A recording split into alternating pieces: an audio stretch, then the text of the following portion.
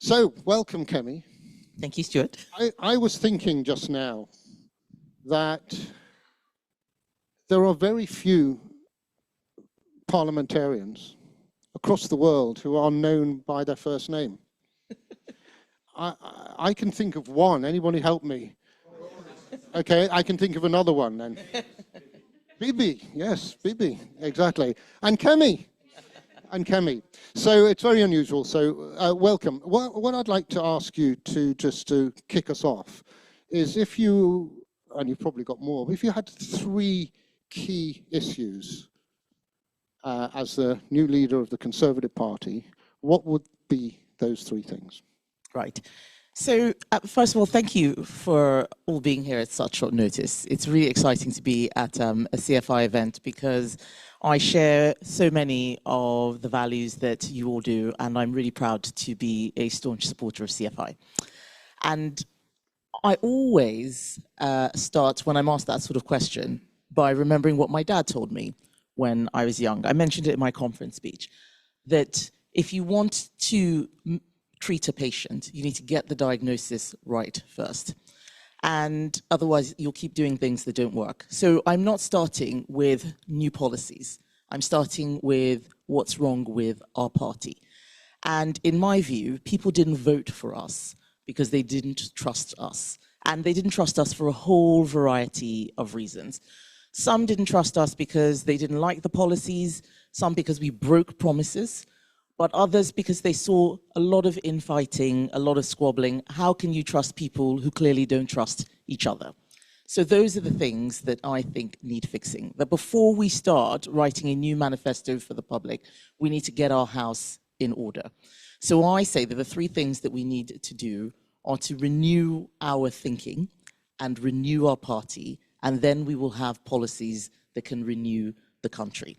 And what I mean by renewing is just wiping the slate clean from the activity of the last 14 years, drawing a line under where we disagreed, and starting with principles. Conservative principles are timeless. They've got us through a lot of problems, and that's what binds us together. If we want to stop the disagreements in the party, then let's start with the things that we do agree on. We believe in freedom.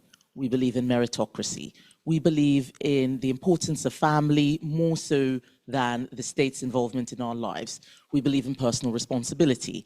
We want a state that is smaller, but that works well, rather than a big state that's getting involved in everything. And if we start from those principles and then start to work through policies that are fit for the future and for the challenges of today, not what worked in 2005 or 2010, then we'll be able to get on the front foot and look different.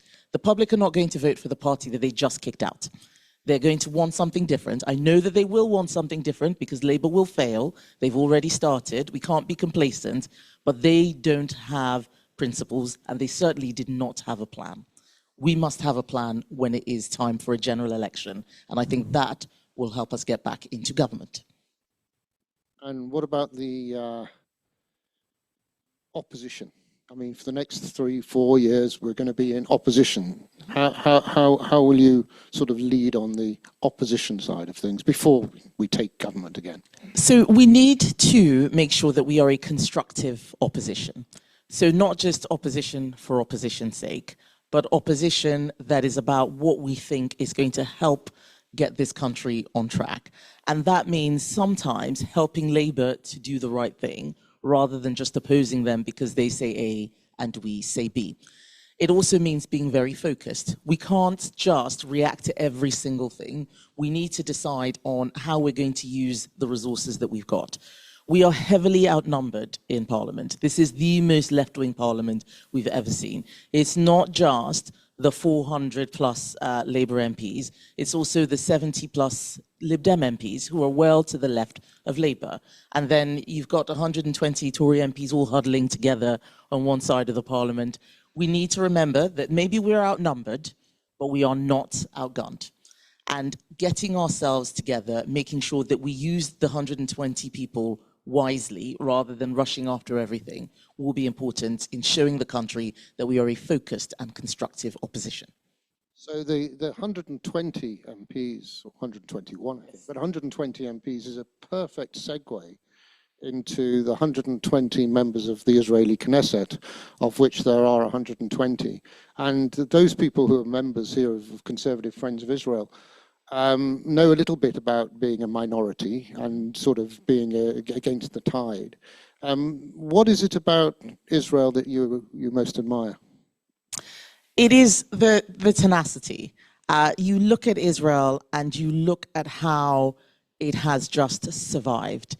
And you don't survive like that unless you have something that binds you together.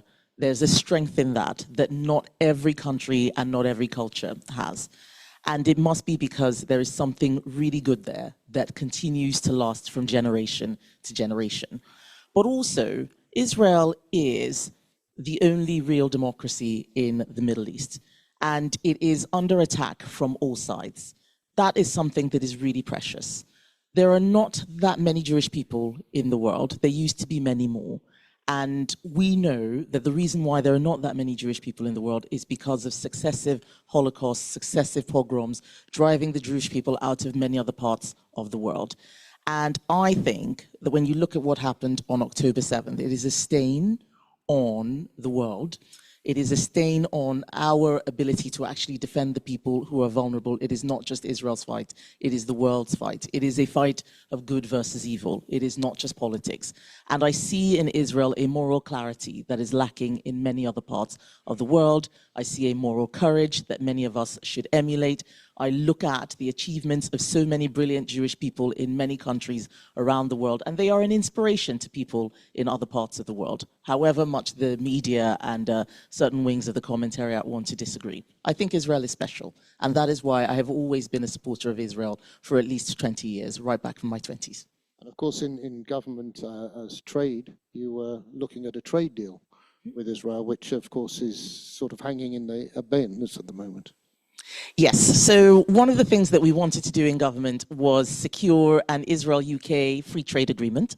I was in Israel last year. I was in Tel Aviv and Jerusalem helping to negotiate that with my opposite number at the time, Nir Barkat, who's a former mayor of Jerusalem.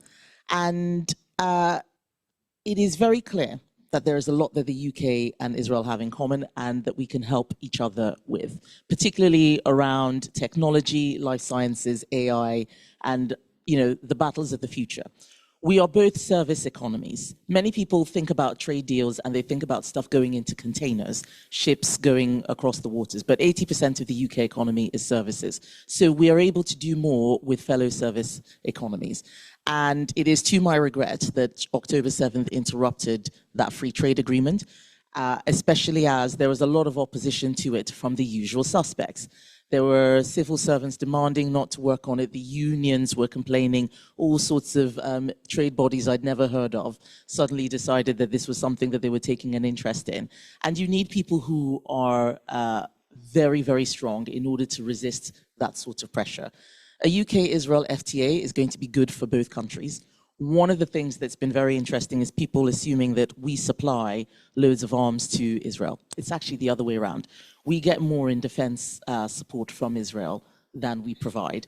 And that is why what Labour did with suspending those arms licenses was a gimmick. It was not real. It was not about the war in Gaza. What it really was about was them making a political point in a cowardly way, so they did not have to deal with some tough questions that anyone who has seen the legal advice and seen the evidence would actually come to. So that was pretty disappointing. Oh yes, it was extremely disappointing because I saw that legal advice and I knew that it did not meet the threshold for the action that they took. But Labour are afraid of the mob. They always have been. We saw it in the way that they responded when there was a ceasefire vote, which the SNP put forwards. Many of you will remember the Speaker actually intervening in a way that we had never seen before on that vote. That is the sort of thing that Labour does. They are terrified. They are not brave. My department was stormed by protesters. They pushed my staff around, they hurt a security guard, they complain about all sorts of things, they barricade the doors, and we kept going. Labour will not do that. They will always bow to the mob. And we need politicians who are not afraid of representing communities. We need politicians who are not afraid of doing the right thing. Labour are afraid.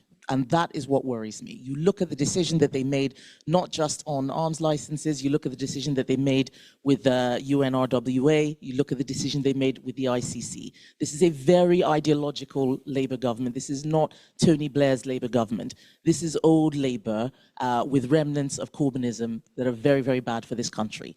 And one of the things that I will do if I am leader is expose that as leader of the opposition. Brilliant. So I think that's a good start. So I'm now going to throw it open, because please indicate. And when you do ask the question, give me your name, where you're from, and the question. Have we got a roving microphone anywhere? I suppose I could be roving. Okay, we haven't. So that gentleman in the corner was the first person to want to ask a question.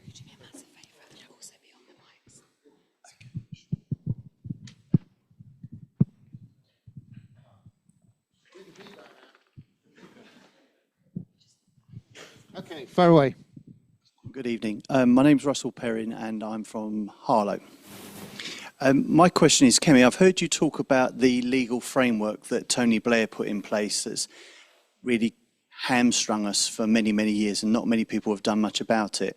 I wonder if you could elaborate upon that a bit further for me, and just tell us what you might do to change that if you became leader of the Conservative Party. Okay, I will stand up for this so that everyone can see me, because I can't see the people at the back. You are absolutely right. I often talk about Blair's constitutional settlement as being something which we accepted and which we are now seeing the real consequences of. In 2010, I don't think we really saw the impact. It was still very fresh in terms of what had been put in place. But we also did not have a majority to unpick what Labour had put in place. But when I talk about Blair's constitutional settlement, I mean things like taking the Supreme Court, creating a Supreme Court and taking the law lords out of Parliament. That created a disconnect between what Parliament wanted versus what the judges thought was right. It created space for more judicial activism throughout the courts. It meant that the link between what the voters want was broken in a way that you didn't have when the law lords sat in Parliament. It challenged parliamentary sovereignty as well. Is Parliament really sovereign when you have a court that is supreme? But it wasn't just that. It was also things like the Human Rights Act, the Equality Act, for example, which came in, Labour never actually used it. We were the ones who ended up living with that legacy. It's devolution. You look at what has happened in Scotland and Wales, where we've created parliaments, but life is not getting better for people in Scotland and Wales. And if we are unionists as Conservatives, we need to point that out. I think that one of the differences between us and Labour is that we tend to respect Labour's settlement, that people voted for this, we will build on it.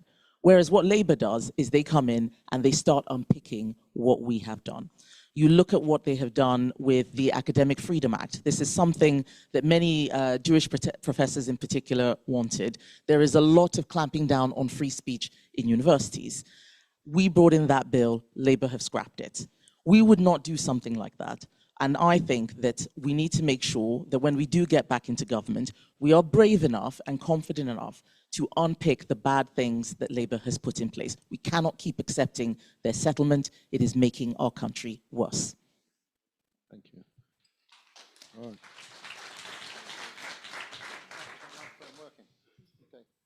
So I'm looking for fourth way along. That's it. Good evening. Is that micro? Yes. I'm Dorish Metterling. Well, I'm on Kensington, Chelsea. Great to see you again, Kemi, for the nth time. Your comment about Israel fighting a war for much of the world, of course, is a known idea and widely said. But what I wonder about, and maybe you could comment on, is why so many Western democracies don't actually follow that through. I think it is because many people have forgotten what it took to actually build Western liberal democracies. There is an assumption which I see amongst today's generation, especially younger generations, that the countries in the West are always going to be like this, that they're always going to be wealthier, they're always going to be more peaceful, more secure. They don't realize the sacrifices that previous generations made in order to create what it is that we have now. And I know this because I grew up somewhere that didn't have a lot of the security, the principles and values which we in the UK enjoy. And so I am very, very cynical about the ability of human beings to deliver the sort of peace and security that we have now without having that moral courage. We have many people who have enjoyed the peace dividend that people like Margaret Thatcher, for instance, and Ronald Reagan fought for in the 80s, and previous presidents and prime ministers have done. And they've gotten used to spending that peace dividend. You look at how our welfare state, for example, has expanded to the point where we're effectively borrowing to pay people not to work. That is not sustainable. We have become complacent. And what I see, certainly what I saw as Trade Secretary, was an axis of authoritarian states collaborating to undermine Western countries. When I was at the WTO, everybody was worried about China, not even just the Western countries. Japan was worried, Australia was worried, India's worried. They have fights on the border, for example. Brazil was worried.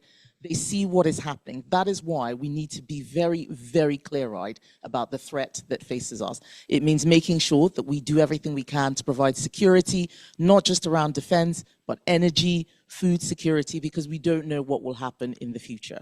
We who are alive today have lived through a very uniquely peaceful time. We cannot assume that that will always be the case. That is what I want my children to have. I will do everything within my power to make sure that we have peace and that we de-escalate.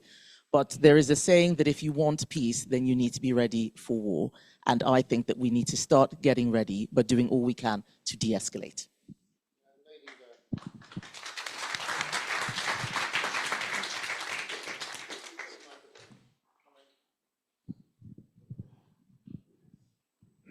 Thank you. Kemi, I'm also stalking you. I apologize. Nice to see you.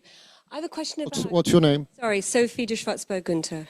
I'm also Kensington, Chelsea. My sister's Jewish. My nephew's in Israel. And I'm Catholic, for what it's worth. And she converted. Anyway, now everybody knows everything. I wanted to ask about this sort of supposed two-tier policing when there are marches going on, and what's been going on with how the police are looking at the Palestine marches versus the other marches, and your views on that, and how we can stop this polarization, Okay. which I apparently have in my family. Anyway, thank you. Sophie, it starts with principles. I don't just say this as a slogan. It is because I genuinely believe that it does. And the principle that we don't talk enough about is equality under the law. This was my mantra when I was Equalities Minister. We keep talking about protected characteristics, and people assume that there are protected groups. There are no protected groups. Everybody is equally protected, whether you are a white man or a black woman, whether you are a Jewish man or a Muslim woman, the law protects us all equally. But when we allow the language of protected characteristics to sound like protected groups, we start creating division. We start creating a hierarchy, and then it begins to confuse the people who we empower in order to protect our public spaces, and that includes the police. What the police tell me, the ones who are my constituents, the ones who I speak to privately, is that they are confused about what they are supposed to do. When they try and police equally, there is criticism of them from people who do want certain groups to be more protected than others. We as Conservatives need to speak out when that happens, because when we don't, then we allow an assumption that certain groups need softer policing, or certain groups need to be more careful. We need to be more careful around. And the worst possible thing is we make people believe that if you are causing more trouble and are less well behaved, and you are more violent and more aggressive, then you will get an easier time from the police. But if you are well behaved at a protest, you are more likely to be targeted by the police, who may not want you there for provocation or whatever. We've got to scrap all that. We need to make sure that everybody understands that the law in the UK applies equally, no matter what. And that is a Conservative principle. We need to be more forceful about it. I'm afraid we did not do enough when we were in government, it took too long for us to try and address the issue. If we had dealt with it early, before it snowballed, we would not be seeing the mass protests that we are seeing now, which we could have dealt with all the way back in October last year. Got the microphone? To our chairman, Hilda Worth. Hi, thank you very much. It's great to hear all this big picture stuff from you and about what we could do. What is your plan to rebuild and regenerate so that we can look at the big picture in 5 years' time? Okay, so we have to start with what went wrong. If you have been to as many hustings and member association events as I have been, and I can tell that the Kensington and Chelsea people have done quite a few, you will know that everyone is angry with CCHQ for various reasons. I think that an election loss makes that anger particularly acute. And one of the things that I have said is that we need to make sure that CCHQ does what it says on the tin. The first two letters in CCHQ are conservative and campaign. I think we need to make sure that everyone who is working in that building is a conservative, not just working there because they applied for a job.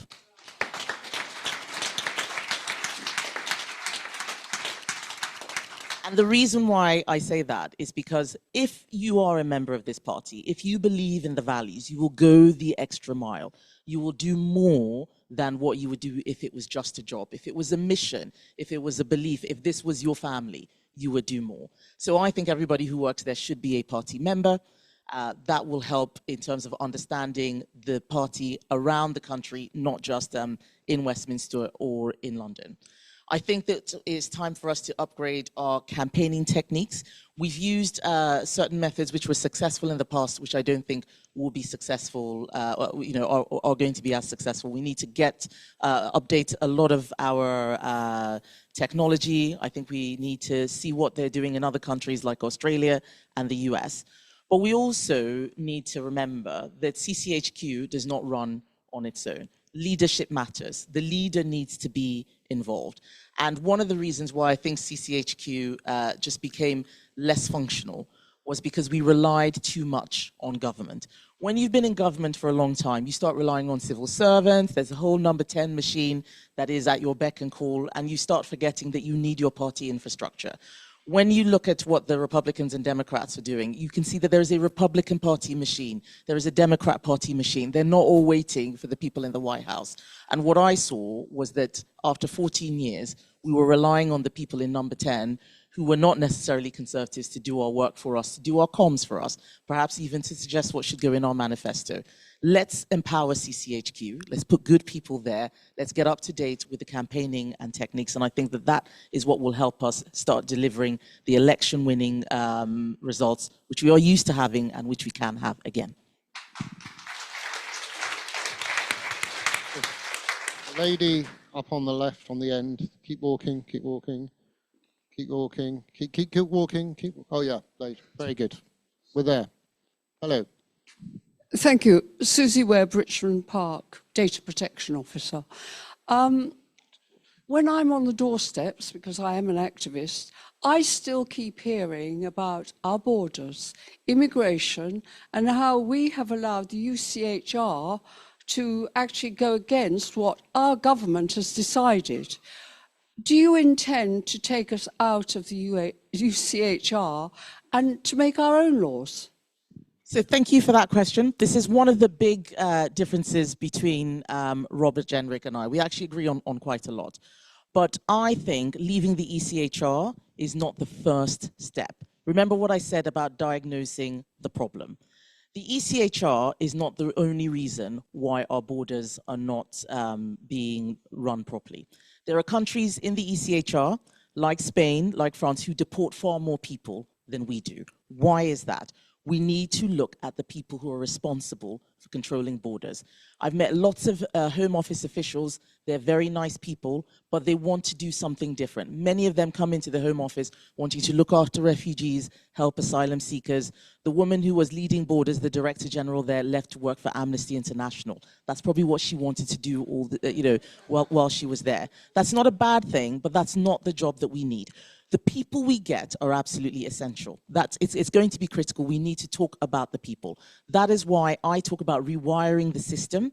We need to change the way we do everything, not just look for a quick solution. Leaving the ECHR is not a silver bullet. It's not a silver bullet. It's not even radical enough. The amount that we're going to need to do is going to be a lot more radical than that. But also, we need to not make the same mistake we made during Brexit. In 2016, I was a civilian, I was not an MP, and I voted leave on the assumption that there was a plan. I got into Parliament in 2017, there was no plan.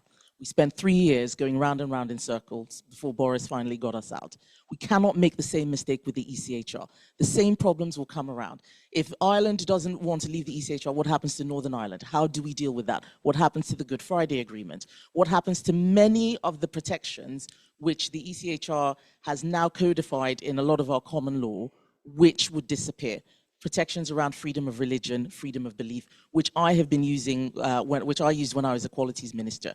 So where's the plan? Let's think this through. Let's talk about numbers. Let's talk about the culture of the people who are coming into our country. If you leave the ECHR, but you're still allowing all sorts of people who don't like the UK in, it's not going to make a difference. And the ECHR is only about illegal immigration. It's only about deportations. It is not about the vast numbers of people we have brought in legally who also may not necessarily be making good contributions to our country. What we need is a full plan, a systematic approach to this, not just quick promises. The public are tired of promises. Simply making another promise that this time we'll sort it out, this time we'll leave, is not going to get a response. They do not trust us. We need to win the trust back first, and then we can talk about which policy is going to be best. And the bottom line is, we are not in government.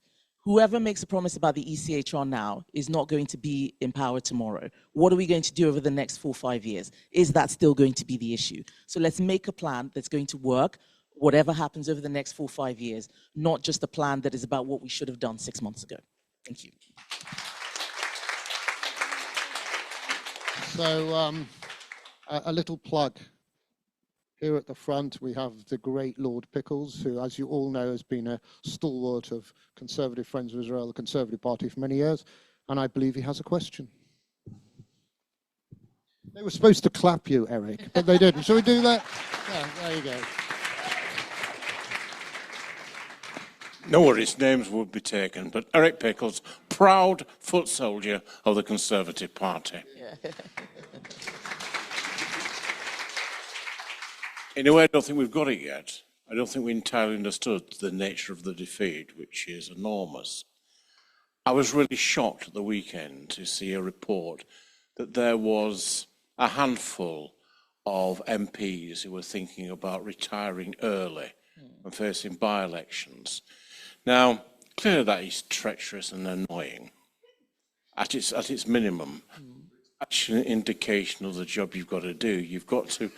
It's not about getting the ambitious and the bright to work with you. It's also about getting the lackluster and the useless to work with you. And we're going to need to become credible. Now, the one thing about 2010 was we wanted it. We wanted it so badly. And the Parliamentary Party really lost interest and didn't care. How are you going to make them care? Thank you. This is an excellent question. And the 121 MPs who are left are a varied group of people. And one of the hardest things has been seeing so many brilliant MPs not be in Parliament as we're surrounded by all of these horrible lefties. I can see Tobias Elwood and Stephen Crabb, for those of you who can't see them, are in front of the audience. Thank you.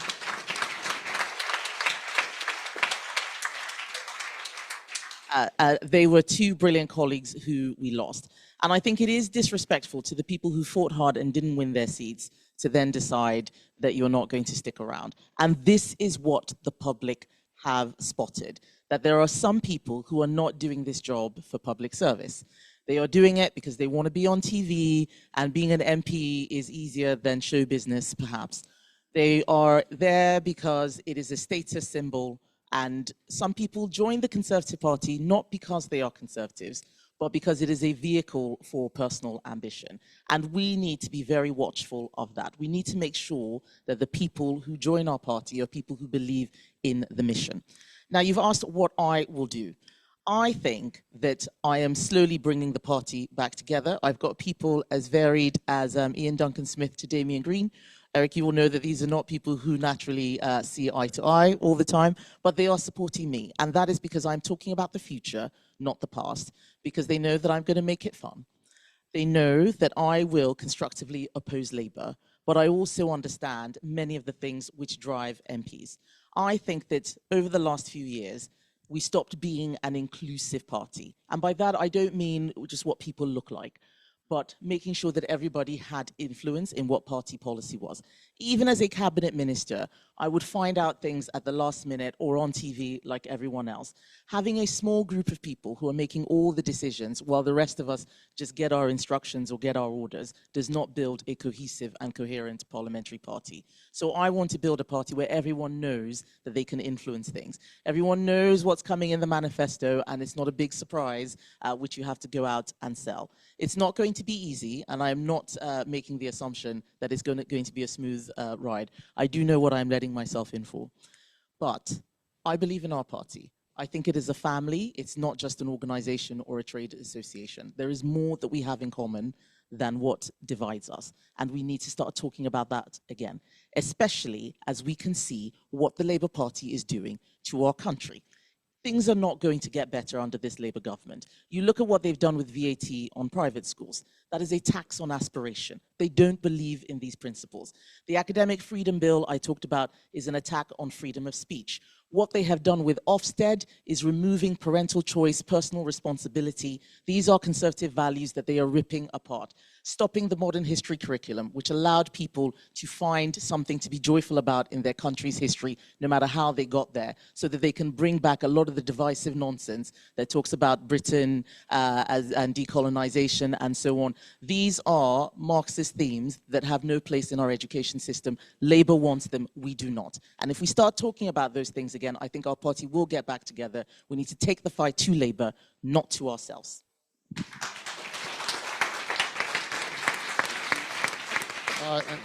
I've been looking at the front. So there's a lady 3/4 of the way coming, microphone coming now. Thank you. Dinah Glover, London East Area Chairman. Kemi, I noticed what you said about CCHQ, and that's all good stuff.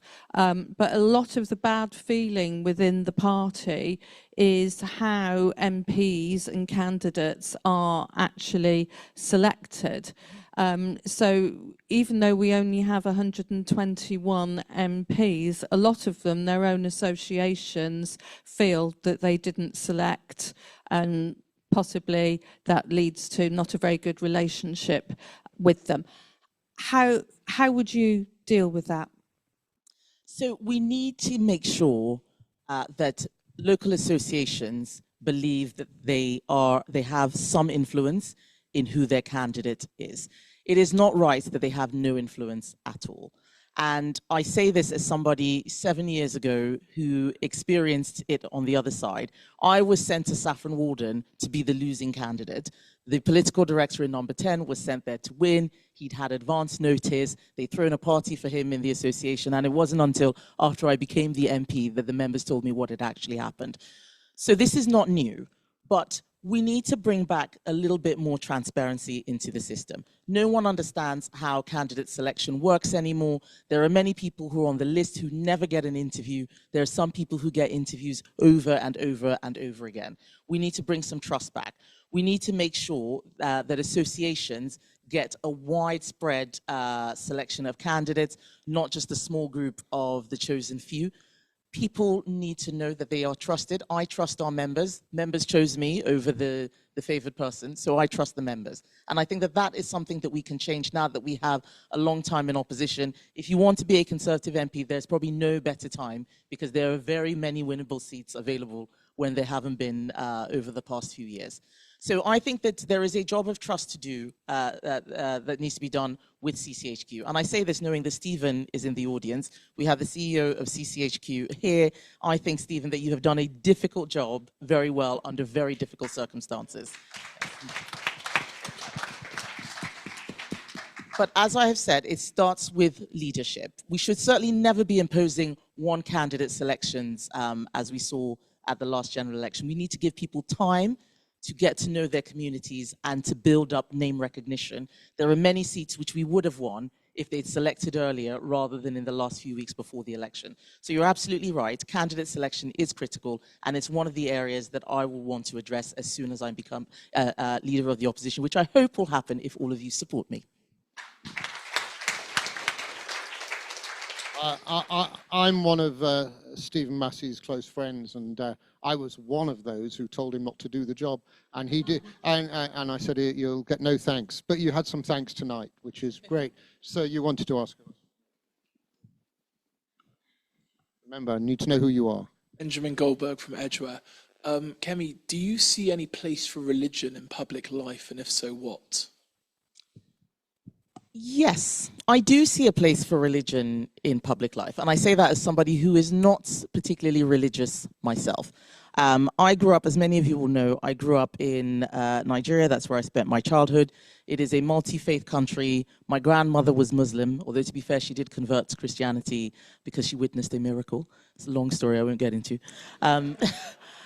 But, you know, my family is Anglican Methodist. The church was a part of my life when I was growing up. My grandfather was a reverend in the Methodist church.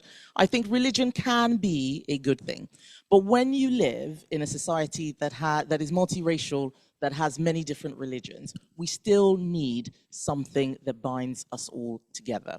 There is a place for religion in public life. I think that a lot of the commentariat class sneer at religious people. They look down on people who have faith, who have belief. But actually, faith and belief is often what keeps many people rooted in their communities. It is often what helps them look after their neighbor, look after their community. And we need to talk more about that. Religion is often where many people get their values and their principles from. That belief in family, for example, that belief in what an individual's integrity should be. I think that we are losing quite a lot of integrity in public life, not just because standards are dropping, but because people don't have that check that religion often brings, the censure that comes from your religious community. I don't think that we should let religion decide what our laws should be, because that would be divisive. But there is no harm in having people's religious views influence their personal decisions and how they vote. So there is a place for religion in public life, but it needs to be very carefully managed so that we don't give an impression that there are certain groups that are favored more than others, because not all religions are the same. They don't have the same numbers. Sometimes they have very conflicting beliefs. Managing a diverse society is difficult. We need to have a proactive approach. Sitting back and just letting whatever happens, in my view, is a bit dangerous. Let's take some proactivity. And I say this as a former faith minister as well. There is a lot more that we can do, not just within each individual faith, but also interfaith, to bring people together. So now I'm going to ask another, sadly, former MP who actually was Minister for the Middle East for a period, and latterly chairman of the Defence Select Committee, Tobias Elwood, who represented Bournemouth and a small but vibrant Jewish community, and you did that brilliant. Tobias, good to see you. So I got a clap, Eric. You didn't get a clap. Thanks, Stuart. Thank you very much indeed. It's a pleasure to be here, and well done to CFI for organising today. As Stuart mentioned in my introduction, my passion, my concern is Britain's defence of the realm, but also our interests overseas as well. You mentioned 5 years. I'm really pleased to see you plotting away for what happens in 5 years, not creating policy for today. By any measure, our world will be more dangerous, not less. So what commitment will you make to increase our defence posture, but also improve our all-of-nation, all-of-society approach to improving our resilience, given this axis between Iran, China, and Russia? And secondly, another question, quite separate. Will you bring the party conference back to Bournemouth?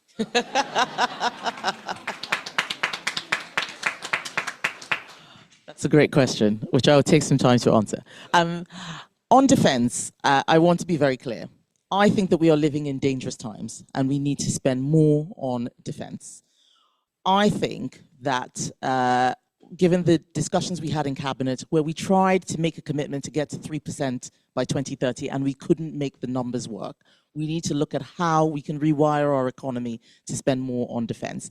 In the 80s, we were spending about 4.5%. And we were not fighting a war, it was a Cold War, but we were ready. I think the world is more dangerous now, but we're spending less. We need to understand that the peace dividend has been spent, and we need to figure out how we can spend more on defense. I am still committed to the 2.5% by 2030, but for me that is the barest minimum. We should be doing a lot more. But it's not just about how much we spend. What we spend it on, how we spend it is critical. We need to get procurement right. We haven't been doing well enough on procurement. We need to make sure that there are enough people who want to join the army, who believe in their country and who don't think that their country is a bad place and they're too scared to go out and defend it. That requires us emphasizing that value of patriotism. Those principles matter. Making young people think that their country is not something to be proud of means that we will be weaker when it comes to defense.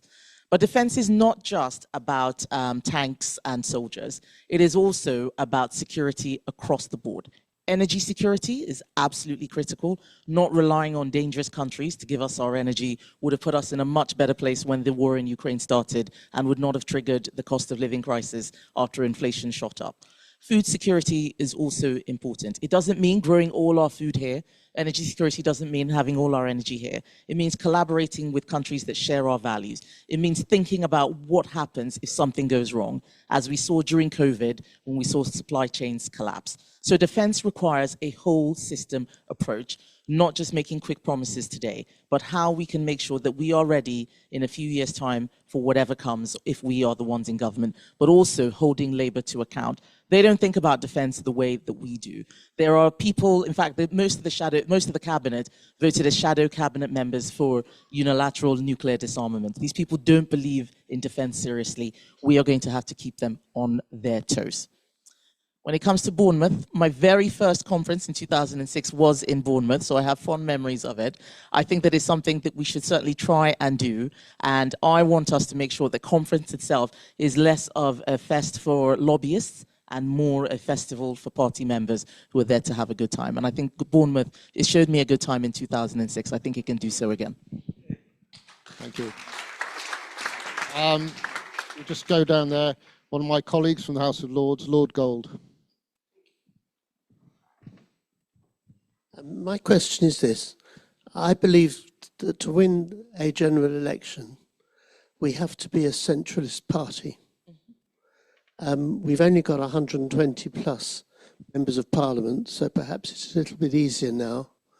But how do you stop the factions, those who are pushing to the right? We haven't got many pushing to the left, so maybe it's just the right, taking over and preventing us winning the next general election.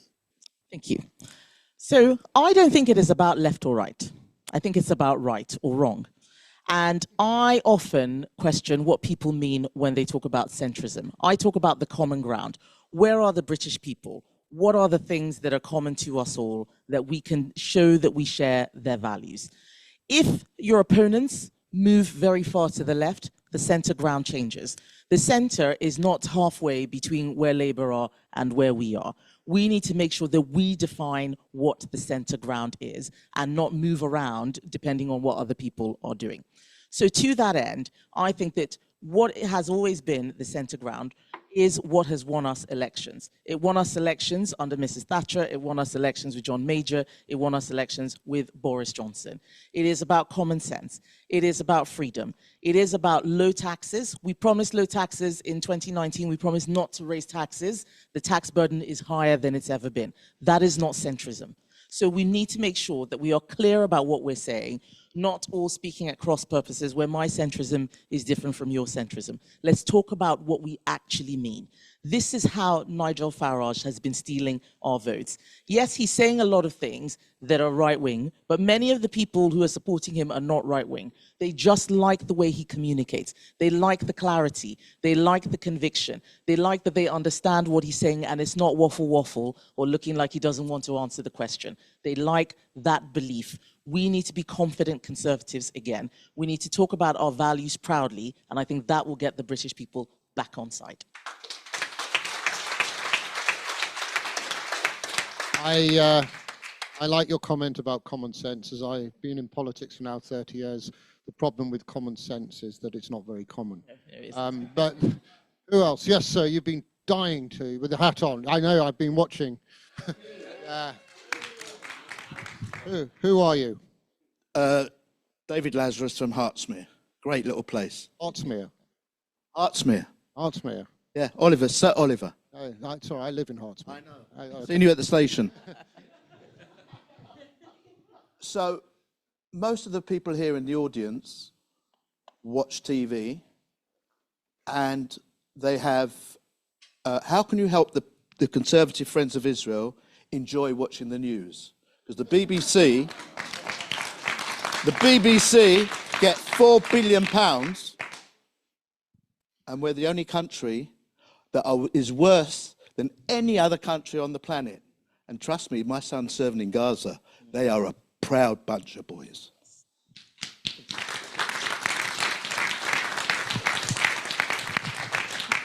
You are right. The media filters the information that we get. And what many people see when they watch the media is that this country is becoming more hostile to Jewish people. We have to tackle that. And you are right, the BBC is the first place. The fact that they refuse to call Hamas terrorists, in my view, is unbelievably appalling. We need to make sure that we continue to champion what is right and not be afraid. It means constantly giving them a hard time. We're not in government anymore, so we have fewer levers. When we were in government, there was a lot that people like Lucy Fraser did, for example, to try and deal with this. We had meetings constantly with Tim Davie. I talked about the public sector equality duty. There are legal precedents that we can use. Ofcom is there as well. But we need to start using tools that are not necessarily legal, that are not process or bureaucratic. We need to start using sentiments like shame. People should be ashamed of some of the things that they say on TV, and they're allowed to get away with it. We shouldn't allow them to get away with saying things or pretending that right is wrong. We saw it with The Guardian, where they had to pull that ridiculous review that they had this week, where they were talking as if the CCTV images of October 7th were some fiction or a story that somebody had written and made up. We need to call out the names of the individuals who do so, like the comedian, Reginald D. Hunter, who was unbelievably anti-Semitic in his shows. We have to name and shame. I think that that will go a long way. We don't control the media, but we can create an alternative side. We can create an alternative story, making sure that conservatives get on the press, get on the media, and don't just hide or just shake our heads on television, write letters to complain, let people know how you feel. All of that will help. We in Parliament will do what we can to oppose any sort of anti-Semitism, whether it is under the radar or visible. But we need to make sure that there is plurality in our media, that we show them that the British public overall support Israel. They do not like what they see, and the media has a responsibility to serve all of the people, not just the groups that some of their news presenters like in particular. It has to be for everybody, not just a few. Gentlemen at the, yeah. Hi, Kemi. My name is Sushil Dokwal. I'm a chartered accountant from Wembley. Last 2 years, my observation is that you were more in media for the trade deals and all these things, and a medium support for Israeli cause. Will you more vocal for Israeli cause onwards, not in the boardrooms, outside in public, or when the doors or meeting the people? Will I be more vocal? Vocal, yes, please, to support the Israeli cause. At present, I see you are there, but medium support is there. And last 2 years, we are mostly were in the news for trade deals. Now, support is required now. Because as a party leader, if you be selected, so It should not be like that you are behind the curtains. You are forefront supporting the Israelis. Okay. So I don't think I was actually known for the trade deals. I wish I was. I signed lots of deals and it was very hard getting into the press. Most people remember me for what I did as Equalities Minister. They forget that I was the Secretary of State. And it was what I said on race and gender in particular that they saw, and it is actually what gave me my reputation. That I'm not somebody who is afraid. I'm not scared of calling out things that I think are wrong, irrespective of what the intelligentsia say. We need to defend our values. We need to defend our people. And by that, I mean conservatives, I mean British values. I do think that we need to do all that we can to support Israel. That is something that I have been doing even before I was a member of parliament, even as a London Assembly member. When I was on the London Assembly, we saw flags for Hezbollah and Hizb ut-Tahrir being flown. I was one of the people who fought to make sure that those things are not legal to fly about because they are symbols of terrorism, not just of politics. So there is a lot that I can do. And if I am leader of the opposition, I promise you I will continue to be a firm champion of Israel. You have no reason to be worried. I have already demonstrated this. I have nothing to prove on that. There is more that can always be done, but you can trust me. I'm conscious of the clock, and I know you've had a busy day and you've got a few busy days ahead. Final question to the lady there. Thank you.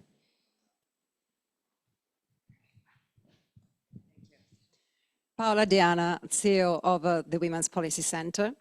Kemi, women are the 51% of the population, but I think they are let down. We let down our party, I think, in the past, and now this party doesn't even know what a woman is. So what will you do when you will become Prime Minister? Well, the first thing I need to do is make sure that we expose Labour for their incoherence. They do not start from principles. Facts matter, not just pandering to different groups. Women need protection when it comes to single-sex spaces. This is something that I've always fought for. We should have got biological sex written into law and clarified the Equality Act. That's one of the things that the snap election lost, but that's something that I will continue to fight for. It is important that the law is clear. The laws that we wrote 10, 20 years ago, the Gender Recognition Act in 2004, no longer makes sense as the world has changed. So there is a lot more that we can do on that. But women have many, many concerns. They are shared often by the men in their families. They might have different emphasis. We often talk about childcare as a women's issue. It's a parent's issue. We need to make sure that we don't make certain issues sidelined by calling them women's issues, especially, as you say, women are 51% of the vote. As a former minister for women and equality, I know what it is that a lot of people want to hear. It often starts with the economy. How do I make sure that I have enough to look after my children? How do I make sure that I can survive, that I can pay my mortgage, that my family stays together, that my children are safe, that the streets are safe for them to walk on, they're not going to be harassed or stabbed? Women care about law and order. They care about crime. They care about the health service. If we want to win women, we need to make sure that we speak about the issues that they care about across the board, not just silo their issues into women's issues and pretend that the rest of it does not concern them. That is how we will make politics more relevant to women and make sure that we have enough votes for at the next general election to win, and then maybe then I could be Prime Minister. Well, ladies and gentlemen, we've been very fortunate. Many people around the country, members of the party, will be voting in the next few days when central office sends out whatever they're sending out. And I would argue that majority of the people voting will not have had the opportunity to meet the candidates in the way that you have had this evening. So once again, I pay tribute to the CFI team for putting it on so quickly. And if I may pay tribute to you, Kemi, for your brilliance in terms of answering every question. Nothing was prepared. There were no sending little notes that this question was going to be asked or that. You answered every question. We wish you luck and thank you for joining us. Thank you, Stuart. Thank you, everybody.